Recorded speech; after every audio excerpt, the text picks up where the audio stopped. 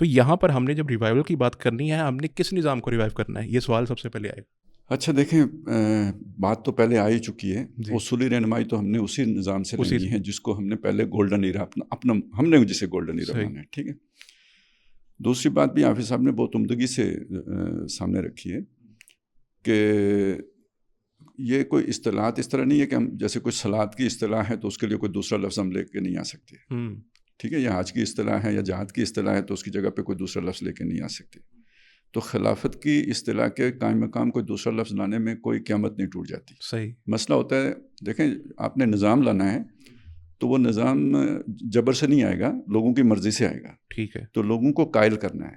اچھا، تو لوگوں کے ذہن میں جو اصطلاح بیٹھی ہوئی ہے ہاں، اس میں کچھ ایف اینڈ بٹ لگا کے اسے منوانا آسان ہوتا ہے، اچھا، بجائے ایک بالکل نئی اصطلاح ان کے دماغوں میں لا کے ٹھونسنا، یا جس اصطلاح کے ساتھ پہلے سے بہت سے ابہامات بھی جڑے ہوئے ہیں، صحیح، وہ زیادہ مشکل کام ہے۔ تو تبلیغ کے یا جیسے آج کہیں ابلاغ کے نقطہ نظر سے اگر آپ دیکھیں جی جی، تو جو اصطلاح لوگوں کے ذہنوں میں مروج ہے سیاسی نظام کے حوالے سے، اسی میں جو آپ کے خلاف باتیں ہیں ان کو کاٹ دیں لوگ، تو اچھا، سمجھنا دوسرے کے لیے بہت آسان ہو جاتا ہے۔ ہاں، کیا آپ سمجھتے ہیں کہ یہ ممکن ہے آج کے دور میں اچھا جب نہیں، میں وہ ہاں، بات صرف جی اس کی وہ جو ہے نا یوں سمجھے جی، تائید کر رہا تھا۔ صحیح، اب آگے آ جائیں اس چیز کی طرف کہ ممکن ہے یا نہیں ہے، ہاں،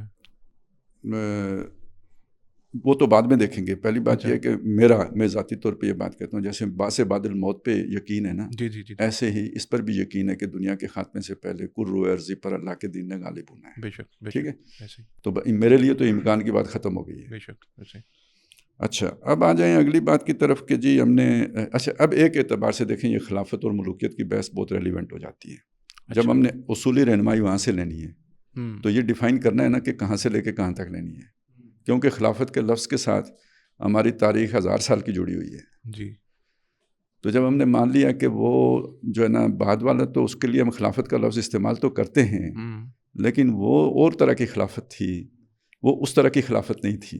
ہوں، تو آج اگر ہم ریوائیول چاہتے ہیں تو اس خلافت کا چاہتے ہیں جو دور خلافت راشدہ میں تھی، صحیح، تو پھر کم از کم اس کی کوئی جا کے حدود کا تعین تو کرنا پڑے گا نا کہ یہاں تک وہ تھی اور اس سے آگے وہ نہیں تھی۔ سمجھ وہ آ رہی ہے میری تعین بات؟ کہاں تک کریں گے؟ وہ اس کو چھوڑ دینا، پھر آپ وہ تھوڑا سا مسئلہ تو ہوگا نا نہیں، پھر، میں صرف یہ بتا رہا ہوں، اس کی ریلیونس بتا رہا ہوں، جی، ٹھیک ہے۔ ویسے تو وہ علماء نے کی ہوئی ہے، مجھے کرنے کی ضرورت نہیں ہے، وہ 30 سال کا وقت مقرر کرتے ہیں، کوئی حضرت علی پہ ختم کرتے ہیں، کوئی حضرت حسن پہ لا کے ختم کرتے ہیں۔ صحیح،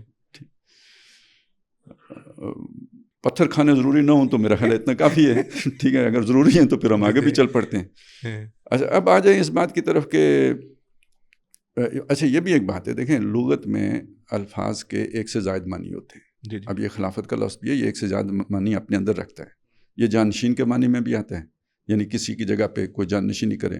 اب آپ کی جگہ پہ میں بیٹھ جاؤں، آپ کا خلیفہ ہو جاؤں گا، آپ کی موجود یعنی وہ جو ہے جی نا، جی جی، یا آپ کہیں چلے جائیں، مجھے ذمہ داری سونپ کے چلے جائیں، تو وہ آپ کو یہ بھی ہو گیا۔ بالکل، اور ایک نیابت بھی ہوتی ہے، کسی کی موجودگی ہی میں اس کی جو ہے نا وہ ایک طرح سے جان نشینی کرنا۔ بالکل، تو یہ دونوں معنی اپنے اندر رکھتا ہے۔ تو ایک خلافت وہ ہے کہ کسی قوم کی جگہ پہ دوسری قوم آ جائے، کسی فرد کی جگہ پہ دوسرا فرد آ جائے، اور ایک نیابت وہ ہے کہ کسی نے اپنا کوئی کام کسی کو تفویض کر دیا، اس کا امتحان لینے کے لیے کر دیا، اس کی ورث دیکھنے کے لیے کر دیا، تو یہ بھی خلافت کے معنی میں آئے گا۔ ٹھیک ہے،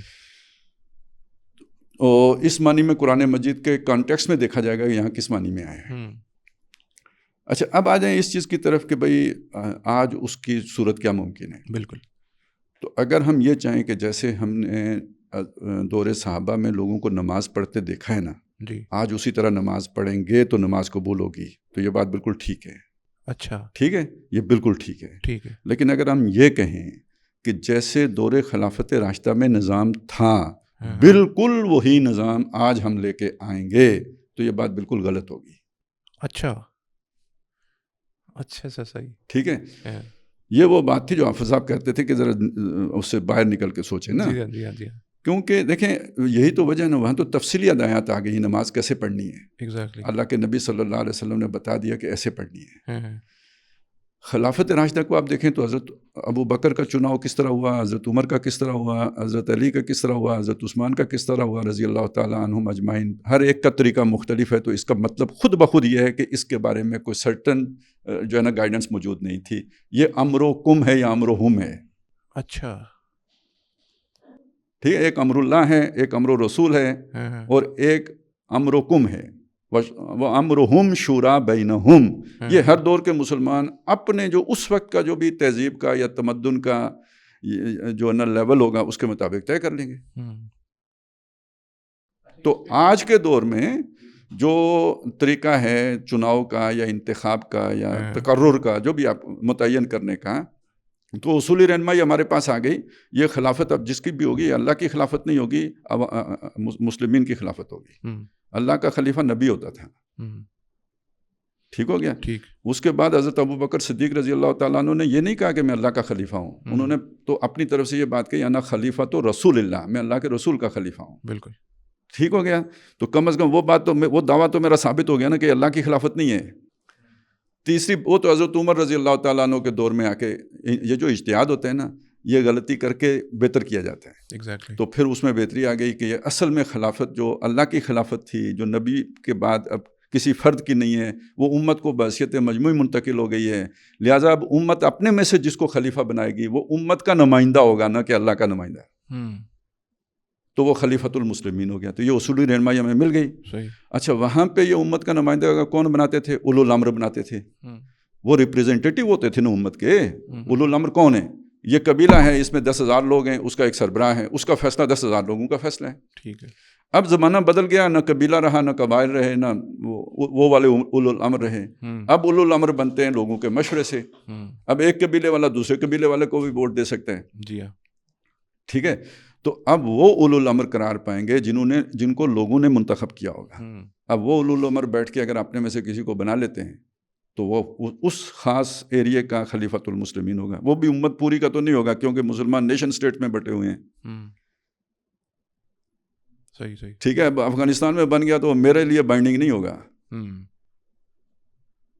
اللہ کا ہوتا تو پھر تو بائنڈنگ ہو جاتا ہے. اتنی کنفیوژن ہے نا اس چیزوں میں، جیسے رسول نبی آ گیا ہو تو جہاں آ گیا دوڑ کے پہنچو اس کے پاس. ایسا مسئلہ نہیں ہے نا. تو یہ ابتدا ادھر سے کرنی پڑے گی. کرتے کرتے فرض کریں تمام مسلم ممالک میں اس طرح کے انتخابات ہو جاتے ہیں، اور اس کے بعد یہ سارے سربراہان بیٹھ کے یہ اپنے اپنے علاقوں یعنی اپنے اپنے ممالک کے وہ جو ہے نا وہ آئمہ بن گئے یا نہیں بن گئے، اولو الامر بن گئے یا نہیں بن گئے. یہ اگر اعلیٰ لیول پر کسی اور کو اپنا نمائندہ بنا لیتے ہیں تو ایک کنفیڈریشن کی صورت میں گویا خلافت قائم ہو جائے گی. اچھا، آپ نے جیسے شروع میں ذکر فرمایا تھا، ایک چیز میں اور واضح کرنا چاہتا ہوں، وہ یہ کہ ڈاکٹر صاحب نے 3 چیزیں کہی تھیں امریکی سسٹم کے بارے میں. حافظ صاحب، وہ پہلا تو ساورنٹی تھی، ساورنٹی آف اللہ. دوسرا تھا کہ کوئی قانون قرآن و سنت کے خلاف نہیں بنے گا. اس میں کوئی شک نہیں ہے کہ پہلی بات کا تقاضا ہے یہ. ٹھیک ہے. لیکن دنیا میں اصل میں معروف بات یہ ہے کہ ایک وہ ہوتا ہے ان کے اصولی رہنمائی کے لیے نا، اور ایک اس کی لیگل بائنڈنگ ہوتی ہے. یہ جو ساورنٹی بلانگس ٹو اللہ ہے نا، یہ کوئی لیگل جو ہے نا وہ بائنڈنگ نہیں رکھتا. اچھا. دنیا کے جب آئین بنتے ہیں نا اس کے اندر یہ کوئی لیگل بائنڈنگ نہیں رکھتا. لیگل بائنڈنگ وہ والی دفعہ رکھتی ہے کہ کوئی قانون یہاں قرآن و سنت کے خلاف نہیں بنے گا. No legislation can be done repugnant to the Quran and the Sunnah. یہ لیگل بائنڈنگ بنتا ہے. اب آئی تیسری شے، وہ بہت کڑوی ہے. وہ کیا ہے کہ یہ جو قانون سازی ہے یہ مسلمان شرعی کریں گے. اچھا. کیوں؟ قانون جب قرآن و سنت کے خلاف نہیں بن سکتا ہے تو اس میں غیر مسلم جو نہ قرآن کو مانے نہ سنت کو مانے، انہیں پروٹیکشن دی جائے گی غیر مسلموں کو. ٹھیک ہے. لیکن equal obligations and equal rights والی کہانی نہیں چلے گی. یہ دنیا کا معروف طریقہ ہے، قائد اعظم کا تھا دنیا کا. میں نے کہا نا چھوڑے سب کا ہے. لیکن یہ آپ نے اگر اسلامی حکومت قائم کرنی ہے تو اس کا یہ ایک لازمی تقاضا ہے، ایکول اوبلیگیشنز اور ایکول رائٹس نہیں ہوں گے. یہ قرآن کا فتویٰ ہے، یؤتوا الجزیۃ عن ید وہم صاغرون. وہ اپنے ہاتھ سے جزیہ دیں گے، چھوٹے بن کے رہیں گے. اب آج معروف دنیا میں یہ بہت نامعقول قول ہے، لیکن یہ کہ بہرحال یہ اسلام کی ریاست اس کے بغیر مکمل نہیں ہوتی. تو یہ 3 چیزیں ہیں. صحیح.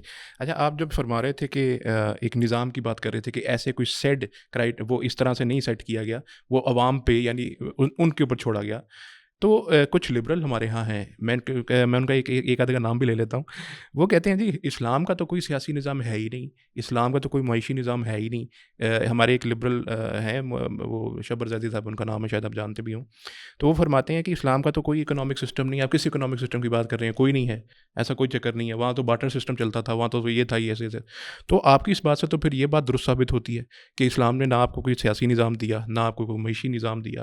معاشرتی نظام کہہ لیں، اخلاقیات کا ایک ضرور ہے، لیکن تو پھر باقی نظام جو ہے اس کا مطلب نہیں ایگزسٹ کرتے تھے اسلام میں. جی مجھے خیر ان کا یہ نہیں پتا کہ وہ دانشور ہیں یا نہیں ہیں، اور وہ لبرل ہیں یا نہیں ہیں. آپ کے کہنے کو میں درست مان لیتا ہوں. مجھے اتنا پتا ہے کہ وہ کوئی شاید کوئی ہمارے کسی گورنمنٹ کے کسی محکمے میں ہاں جی ہاں جی ٹیکس کلیکٹر بینک یا وغیرہ کچھ میں اس طرح کچھ کے تھے. اسٹیٹ بینک میں یا کچھ. تو وہ ہمارے یہاں بہت سے، اصل میں ہمارے بہت سے دینی حضرات کو جتنا دین کا فہم ہوتا ہے اتنا ہی ہمارے لبرلس کو لبرلزم کا فہم ہوتا ہے. اچھا، ایک جیسا ہی ہوتا ہے. صحیح. تو اس لیے مجھے نہیں پتا، میں ان کو نہیں جانتا. جی جی. لیکن اصولی بات یہی ہے کہ دیکھیں اللہ تعالیٰ حکیم ہے نا، الحکیم ہے، تو العلیم بھی ہے. اس نے ایک نظام دیا، اور یہ نظام بھینسوں کو نہیں دیا، ڈنگروں کو نہیں دیا، انسانوں کو دیا. اور انسانی عقل کے مطابق ان کی تکلیف جتنی کہ وہ اٹھا سکتے ہیں اس کے مطابق دیا. صحیح. اور نبی صلی اللہ علیہ وسلم کے بعد نبوت ختم کر دی، لیکن یہ ترقی کا سفر نہیں ختم کیا، وہ ہو رہا ہے. سوشل ایوولوشن کا پروسیس جاری رہا ہے. تو اب اللہ کو معلوم تھا کہ اگر میں نے یہاں بھی سارے قانون دے دیے نا، تو جو جمود کی جس کی بات کر رہے تھے نا، یہ نو انسانی کا یہ سفر کیپ ہو جائے گا، آگے نہیں بڑھے گا. تو اللہ نے وہ آزادی دینے کے لیے کہ یہ اپنا سفر جاری رکھ سکیں سارے احکامات نہیں دیے. وہ جو آج ہمیں ضرورت ہے اپنی عقل سے معلوم کرنے، وہ اگر اس وقت دے دیتے، ٹھیک ہے، تو وہ اس وقت اس کا تعامل نہ ہو سکتا. اس وقت انسانی ذہن ابھی اس کے قابل نہیں تھا. ٹھیک ہے، نہ ہی وہ اسٹرکچر موجود تھا جس پر وہ اس قانون کو نافذ کرتے. ٹھیک ہے، وہ اسٹرکچر جا کے اب بنا ہے. ٹھیک ہے. ہم یوں کہیں گے کہ نبی صلی اللہ علیہ وسلم ماڈرن ایرا کے لیے رہنمائی لے کے آئے تھے، اور بہت قبل از وقت آئے تھے. ان کا دور اس رہنمائی کا متحمل ہی نہیں تھا جو وہ لے کے آئے تھے. اچھا.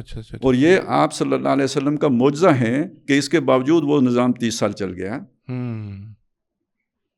اور یہ بالکل جیسے پانی سطح ہموار رکھتا ہے، موسیٰ علیہ السلام کے لیے پھٹ گیا اور پھر جڑ گیا، اسی طرح نبی صلی اللہ علیہ وسلم کے لیے یہ 30 سال کا وقت ایک بیچ میں خلا آیا جس میں وہ نظام چل گیا، اور پھر جو جس طرح چلی آ رہی تھی تاریخ اس طرح چلنا شروع ہو گئی. صحیح. یہ کوئی روک نہیں سکتا. میں آپ کو دوسری طرح اگر کہوں نا کہ حضرت عمر بھی اس وقت ہوتے جب حضرت معاویہ تھے نا، تو ان سے بھی نہ چلتا. حضرت عثمان رضی اللہ تعالیٰ عنہ نے 10 سال چلا لیا، آخری 3 سال نہیں چلا. ٹھیک ہے. اور وہ آخر دیکھیں کتنی اصولی بات انہوں نے کہ میں اپنی جان کی بچانے کے لیے کسی کلمہ گو کی جان نہیں لوں گا. یہی بات حضرت معاویہ کرتے چلتے ایسے ہی. ٹھیک ہے. تو یہ بعد والا نظام اسی طرح چلنا تھا جیسے انہوں نے چلایا. بالکل یہ وقت کی ڈیمانڈ تھی، اس کے بغیر نہیں چل سکتا. بالکل ایسے. کیوں؟ وہ لوگ بدل گئے تھے. اور لوگ کیوں بدل گئے تھے؟ ساری دنیا ہی ایسی تھی. یہ تو ایک معجزہ تھا جو ہو گیا، اور یہ میرے اور آپ کے لیے ماڈل کے طور پہ ہوا. تو اگر وہ اس وقت ہمیں کوئی کامل جو ہے نا پورا ڈیٹیلڈ نظام جیسے نماز کا دیا گیا ایسا سیاست کا نہیں دیا گیا، تو ہماری رحمت للعالمین کا مظہر ہے کہ نہیں دیا گیا کہ جتنی گروہ کر سکتے ہو کر لو، اور پھر ان اصولوں کے مطابق اپنی عقل کے ساتھ مل کے اسے بنا. اسی کو اجتہاد کہتے ہیں. صحیح.